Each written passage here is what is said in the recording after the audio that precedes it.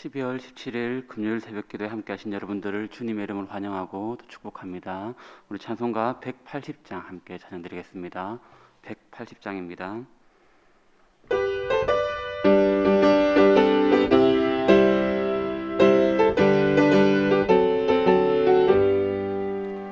하나님의 나팔 소리 천지 진동할 때에 예수 영광 중에 구름 타시고 천사들을 세계 만국 모든 곳에 보내어 구원받은 성도들을 모으리. 나팔 불 때 나의 이름, 나팔 불 때 나의 이름, 나팔 불 때 나의 이름 부를 때에 잔치 참여하겠네. 무덤 속에 잠자는 자 그때 다시 일어나 영화로운 부활 승리 얻으리. 주가 택한 모든 성도 구름 타고 올라가 공중에서 주의 얼굴 배우리. 나팔 불 때 나의 이름, 나팔 불 때 나의 이름, 나팔 불 때 나의 이름 부를 때에 잔치 참여하겠네. 주님 다시 오실 날을 우리 알 수 없으니 항상 기도하고 깨어 있어서 기쁨으로 보좌 앞에 우리 나가서도록 그때까지 참고 기다리겠네.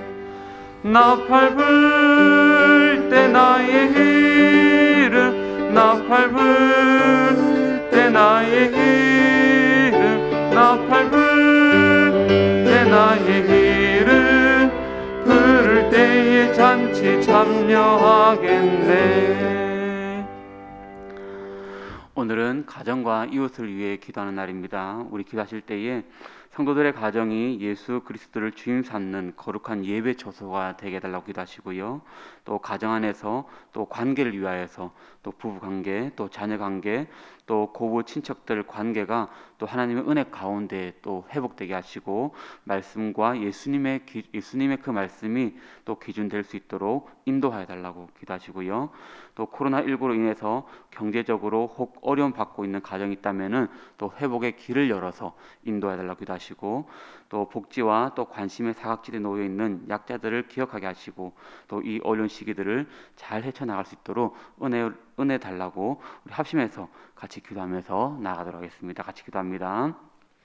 살아계신 아버지 하나님, 오늘 아버지 한 시간에 아버지의 가정을 위해서 함께 기도하며 나아갑니다. 하나님, 우리 교회 성도들의 가정들마다 하나님이 찾아가 주시고 또 그 가정들이 하나님으로 주인 삼는 또 거룩한 예배 처소들이 다 될 수 있도록 주께서 인도하여 주시옵소서. 하나님, 우리 교인들 가정들마다 하나님께 함께 하시고 또 어려워하고 관계로 인하여서 힘들어하는 상황이 있다면은 주님께서 인도하여 주셔서 성도의 그 승리대로 다시 한번 회복될 수 있도록 주님이 기록하시고 역사하여 주시옵소서. 하나님, 코로나19로 인하여서 경제적으로 또 상황적으로 여러 어려움에 처해 있는 고통받는 사람들이 있습니다. 하나님께서 회복의 길을 열어주시고 하나님의 인도하신 가운데에 다시 한번 들어갈 수 있도록 주님께서 치료와 회복의 빛을 열어서 인도하여 주시옵소서. 그로 인하여서 가정하는 데마다 축복과 은혜가 충만한 시간들이 더 많아지도록 역사하여 주시옵소서. 하나님 또한 크게 관심에서 살고 있는 약자들이 있다면은 아버지 또한 저들을 기억하여 주시고 이 어려운 시기에 주님의 은혜 가운데에 나타나가길 원합니다. 하나님께서 그들의 가정 데마다 찾아가 주시고 역사하셔서 그 하나님의 은혜로 다시 한번 수용받고 회복되는 역사가 있도록 인도하시고 가정들마다 주님이 주시는 평안과 또한 기쁨이 가득 넘쳐날 수 있도록 주님이 역사하여 주시길 원합니다.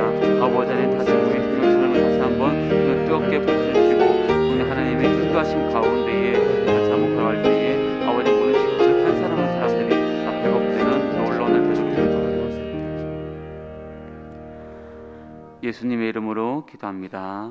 아멘. 오늘 우리에게 주시는 하나님 말씀은 우리 요엘 2장 1절에서 11절까지 말씀입니다. 요엘 2장 1절에서 11절까지 말씀입니다. 한 절씩 나누어 읽도록 하겠습니다.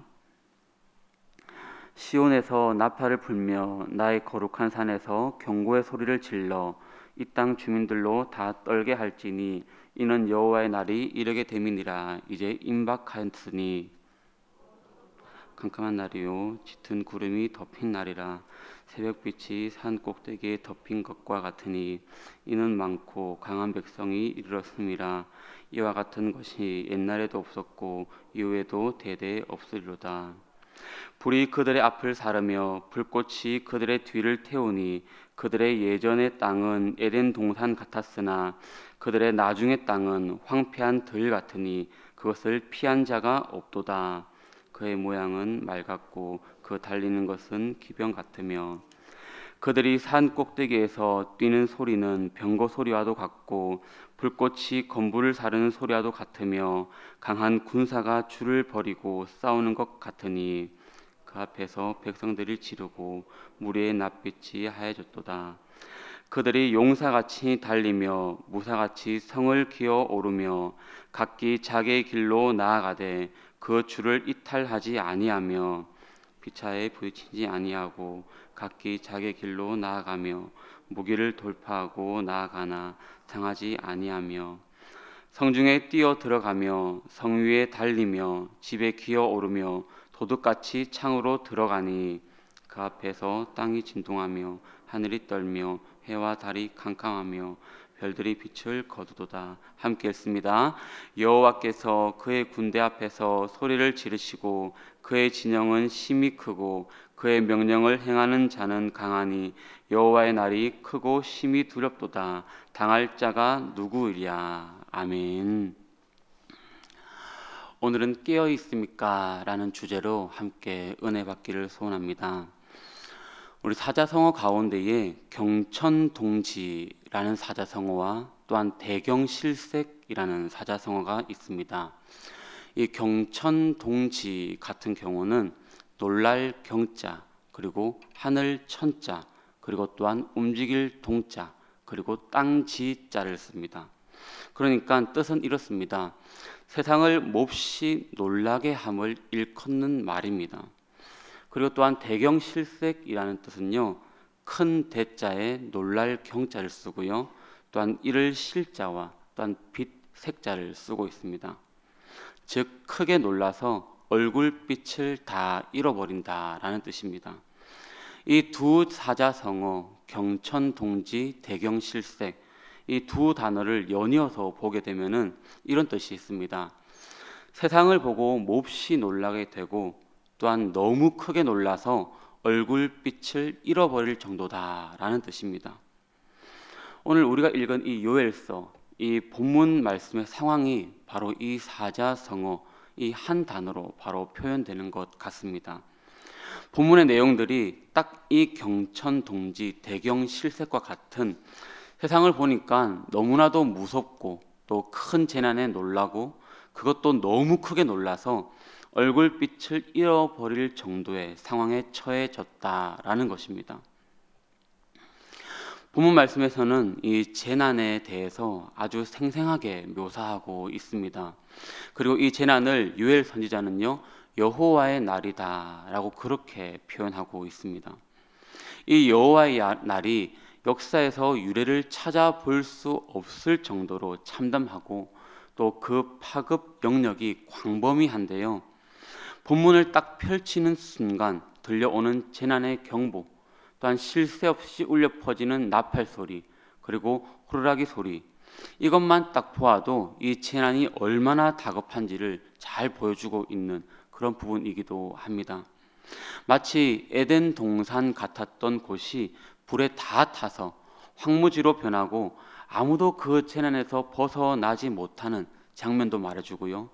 또한 4절에서 10절에서는요, 더 세밀하게 이 상황을 보고하는데 재난을 일으키는 것들이 얼마나 강력한 이 파괴력을 갖고 있는지를 잘 말씀해 주고 있습니다. 오늘 이 단락에서 매우 중요한 단어가 있는데요. 바로 여호와의 날입니다. 여호와의 날. 이 여호와의 날이 무엇일까요? 심판의 날이 코앞에 다가왔다는 뜻입니다. 그런데 사실 이것을요, 역사적으로만 본다면요, 이 여호와의 날, 요엘이 지금 외치고 있는 이 심판의 날은요, 실제적으로는 이 100년 뒤에 나타나는 날입니다. 그러니까 이스라엘이 아수르와 이 바벨론의 침공당해서 망하게 된 것은요, 바로 지금 당장은 아니고요, 100년쯤은 그 뒤에 일어나는 일이라는 것입니다. 그런데 이 요엘 선지자는 바로 지금 그날이 임박했다, 마치 지금 당장이라도 일어날 것처럼 그렇게 선포하고 있는 것입니다. 왜 그렇게 다급하게 말씀하고 있을까요? 그래서 이 여호와의 날은요, 심판의 날 이꼴 또 재림의 날로 보시면 되는 겁니다. 마치 지금 당장 심판이 임해서 다 무너질 것처럼 그렇게 요엘이 표현하는데, 그만큼 간절하고 급박하다는 뜻이고요. 그리고 오늘날 살아가는 우리에게는요, 이 재림의 날이 종말론적 신앙을 가지고 있어야 됨을 강하게 어필하고 있는 것입니다. 그래서 오늘 저와 여러분들이 이런 믿음을 가지고 오늘 살아야 하는 것입니다. 예수님이 다시 강림하실 날이 언제일지는 정확하게 우리가 알지는 모르지만, 우리는 그날이 임박했다, 그날이 곧 다가올 것이다, 이런 사고를 가지고, 이런 신앙을 가지고 살아야 하는 것입니다. 즉 종말론적 신앙을 가지고 깨어 있어야 된다라는 뜻입니다. 저는 어릴 적에 할머니와 함께 지낸 적이 참 많이 있습니다. 할머니께서 이렇게 저를 돌보고 이렇게 많이 했는데요. 그럴 때 이 할머니가 이 신앙생활을 하면서 불렀던 찬양 가사 중에서 이런 가사들이 제 어릴 때 기억이지만 참 많이 떠오르는데요. 혹시 학수고대가 이런 찬양 가사들을 알고 있습니까? 가사가 뭐 낮에나 밤이나 언제 우리 주님 오시렵니까? 뭐 이런 가사들. 아니면은 또 허사가라고 해서 세상 만사 살피니 참헛되구나, 부귀영화 장수는 무엇하리요, 이런 가사들. 혹시 많이 이렇게 불렀던, 고개를 끄덕끄덕 하시는 분들은 내가 연배가 좀 있구나 라고 생각하시면 될 것 같고요. 이런 것들을 많이 이렇게 불렀던 기억이 제 머리에도 아직까지 많이 남아 있거든요. 근데 그 가사들을 보시면은요, 모두 다 이 재림과 예수님의 오심을 갈망하는, 고대하는 그런 가사들입니다. 그런데 이런 가사들이 지금은 좀 많이 사라진 것 같기는 합니다. 어쩌면은 이전에는 삶이 많이 어렵고 또한 먹고 살기도 어렵고 그런 어려운 시절 가운데서 어쩌면 이런 세상 좀 빨리 지나가고 그냥 주님 재림하셔서 천국에서 사는 것이 훨씬 더 좋겠다 하면서 하나님을 더 갈망하고 더 기대하고 아마 그런 소망을 좀 품지 않았을까, 그렇게 생각이 됩니다. 오늘날에도 그런 하늘 소망이 없는 것은 아니지만 그런 기대와 간절한 소망은요, 이전보다는 조금 덜한 것 같습니다. 아직은 이 세상이 더 좋아서 빨리 주님 오시면 안 됩니다 라는 그런 마음도 좀 있는 것 같고요. 내가 먹고 살 걸 여유가 있으니까 조금만 더 누리고, 또 내가 하고 싶은 것도 있으면은 아직 못한 것도 많이 있으니까 조금만 더 해야죠 하는 그런 마음이 더 큰 것 같기도 합니다. 하지만 우리는 이 하늘 시민권자, 즉 천국 시민권자임을 기억해야 합니다. 이 땅에서는 그냥 하나의 거울처럼 사는 것입니다. 저 영원한 하늘집이 우리의 본 거주지라는 것입니다. 그래서 우리는 마치 여기가 최종인 것처럼 사는 것이 아니라 천국 시민권자이기에, 거기가 종점이기에 거기에 대한 준비를 하면서 살아가야 하는 것입니다. 그 준비가 바로 이 종말론적 신앙, 재림신앙을 가지고 살아가는 것입니다. 조금 더 쉬운 표현을 빌리자면요, 그냥 깨어서 살아가는 겁니다. 마태복음 25장에 보시면은요, 열처녀 비유가 나옵니다. 우리가 잘 한 번씩은 들어봤던 비유인데요. 아시다시피 이 결혼식에서 신랑 일행이 오는 시간이 많이 지체가 됩니다. 그러면서 문제가 생기는데, 처녀들이 10명의 처녀가 준비한 등불이 이제 기름이 다 되어서 꺼져가기 시작합니다.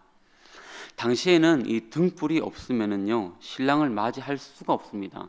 그것은 신랑을 맞이하기 위해서 나온 신부를 위한 들러리로서의 자격을 상실한 것과도 같습니다. 그 결과 이 기름을 준비한 5처녀는요, 신랑과 함께 혼인잔치에 들어가고 나머지는 참여하지 못하게 되는 그런 결과를 낳게 되죠. 그러면서 뭐라고 말씀합니까? 성경에 기름을 준비하고 깨어 있어라, 이렇게 우리에게 말씀합니다. 여기에서 깨어 있어라 라고 할 때는요, 뭐 우리가 졸지 않는다, 뭐 안 잔다, 이런 뜻은 아닙니다. 기름을 준비한 것, 성경에도 말씀하시듯이 기름을 준비한 것을 의미하는데요, 여기에서 신랑을 기다리는 자가 깨어 있어야 하는 이유는요, 그날과 그때를 알지 못하기 때문입니다. 만약에 신랑이 올 때를 정확히 알고 있었다면요, 그 시간에 딱 맞추어서 등불을 들고 나갈 수도 있고요, 아니면은 누군가에게 신랑이 오는 시간이 좀 되면은 말해달라고, 좀 내게 좀 터치해달라고 해놓고 마음 편히 놓고 있을 수가 있습니다. 하지만요, 그런 행동으로, 그런 마음으로 있다면은요, 그것은 이 신랑이 신부를 데리고 오는 이 신랑을 기쁨으로 맞이하는 진정한 태도, 진정한 마음이 아닙니다. 그런 진정한 마음이라기보다는요, 그냥 나는 들러리로서 내 할 일만 하면 된다는 그런 형식적인 마음밖에는 되진 않습니다. 여기에서 중요한 것이 바로 이 태도, 자세인데요, 만약에 우리가 언제 주님이 오실지를 알고 있다면요, 오늘 여기에서 우리가 예배하는 이 태도도 바로 다를 겁니다. 만약에 1시간 뒤에 지금 예수님 오신다라고 우리가 딱 알고 있다면요, 미리 준비하고 미리 한 번 더 내 자녀들, 내 가족들 다 챙기고 준비해서 딱 이렇게 스탠바이 하고 있을 수가 있습니다. 하지만요, 오늘 이 열처녀 비유 이야기처럼요, 그냥 딱 다 알고 누가 예수님 오신다 말해줄게 그렇게 하고 탁 있다면요, 그것은 그런 마음, 진심으로 신랑을 기다리는 그런 축하의 마음이 아니라는 겁니다. 즉 형식적인 태도, 그냥 외식적인 가식적인 태도밖에 되지 않습니다. 오늘 깨어 있는다라는 것이 바로 이런 겁니다. 본질이 빠진 채 형식만 있는 외식적인 신앙생활을 깨어 있지 못하는 것입니다. 밀려난 5처녀는요, 기름을 준비할 생각을 하지 않은 것은요, 그들 마음에는요, 신랑이 없습니다. 그냥 형식적인 것입니다. 신랑의 혼인을 기뻐하고 축하하는 그런 진심 어린 마음과 자세가 없기 때문에 기름에 대한 생각은요, 전혀 없는 것입니다. 만약 신랑을 기다리는 마음의 자세가 진심이라면요, 자연히 신랑을 맞이하는 자기 일에 마음을 둘 것입니다. 그래서 혹여나 기름은 부족하지 않을까, 언제 올지를 모르니까 내가 혹시나 더 준비할 것은 없을까라는 그런 마음을 가지고 준비하게 되는 것입니다. 오늘 저와 여러분의 삶도 마찬가지입니다. 제가 조금 전에 말씀드렸죠, 만약에 지금으로부터 1시간 뒤에 주님이 딱 오신다라는 것을 알고 있다면요, 우리의 태도는요, 바로 바뀌는 것이 우리 사람입니다. 당장 지금 무릎 꿇고라도 회개할 사람들 굉장히 많을 수도 있습니다. 주님이 지금 1시간 뒤에 바로 오신다면요, 안절부절하고 집에 뛰쳐나가서 뭐라도 더 준비해서 내 마음을 조금 더 쏟아서 그렇게 할 사람들 많이 있다는 것이죠. 사랑하는 우리 해운대 제일교회 식구 여러분, 매 순간순간 우리는 재림신앙을 가지고 살아가야 하는 것입니다. 언제 오실지 모르니까 늘 깨어 있어야 하는 것입니다. 의뢰 형식적으로 이런 시간에 맞추어서, 우리가 그냥 형식적인 시간에 맞추어서 나와 오는 것이 아니라 진짜 신랑 되신 예수님을 진심으로 기대하는 마음, 그분이 내 삶의 주인이시니까 오늘도 순간순간 그분을 모시고 살아나가야 하는 것입니다. 그래서 주님이 언제 어떻게 오셔도 우리는 그분의 거룩한 신부가 되어서 곧바로 이 재림, 혼인 예식에 참여할 수 있도록 우리의 심령, 우리 영적 상태를 늘 준비하고 또 있어야 되는 것입니다. 오늘 우리가 이 하루도 살아나가실 때에 진짜 다시 오실 주님을 기대하시고요. 또 그 주님이 언제 오셔도 나는 늘 깨어 있어 주님의 거룩한 신부가 될 수 있도록 오늘 이 하루도 주님 앞에 정말 신실하고 또 깨끗하고 거룩하게 이 하루를 살아내시는 저와 여러분들이 다 되시기를 주님의 이름으로 축복합니다. 우리 시간에 기도하겠습니다. 살아계신 하나님, 오늘 이 요엘서의 이 여호와의 날을 살펴보면서 우리가 주님 앞에 깨어 있는 삶을 살기를 기도합니다. 때때론 우리의 신앙 연수가 길어지면 언제 주님 오실지 재림은 알고는 있지만 아직 기다리고 있기에 그 시간이 또 너무 길어서 주님을 향한 우리의 마음이 다시 형식적으로 넘어가 있지는 않습니까? 이 시간 환난의 때에 더욱더 깨어 있어야 됨을 기억하고 주님을 향한 마음이 다시금 뜨거워져서 오늘 이 하루도 주님 앞에 신실하고 깨끗하고 거룩하게 살아내는 우리들 되게 하여 주시옵소서. 이 모든 말씀 살아계신 예수님의 이름으로 기도합니다. 아멘. 우리 계속해서 합심해서 또 기도하며 나아가실 때에 주신 말씀을 기억하시고요. 또 기억하면서 기도하시고요. 또 가정과 이웃을 위해서 기도하시고 또 각자가 가지고 나온 모든 기도 제목을 가지고 우리 오랜 시간 함께 기도하며 나가도록 하겠습니다. 함께 기도하겠습니다. 아버지